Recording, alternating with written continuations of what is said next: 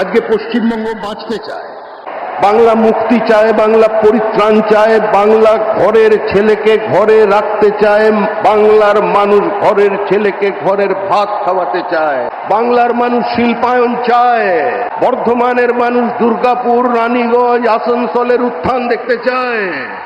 আজকে প্রধানমন্ত্রীর কাছে আমাদের আবেদন একটাই, আপনি আমাদের 1950 সালের 1960 দশকের এই দুর্গাপুরকে ফিরিয়ে দিন, আমাদের আসানসোলকে ফিরিয়ে দিন, আমাদের শিল্পায়নের ব্যবস্থা করে দিন। নতুন কর্মসংস্থানের সুযোগ সৃষ্টির জন্য আর বাংলার মানুষের সামনে অন্য কোনো পথ খোলা নেই।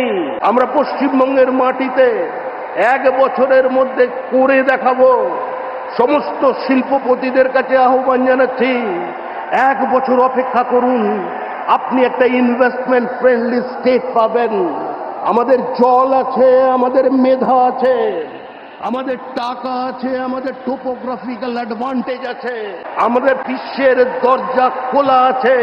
আজকে বাঙালিরা বিভিন্ন জায়গায় গিয়ে নিজেদের প্রতিষ্ঠিত করেছেন।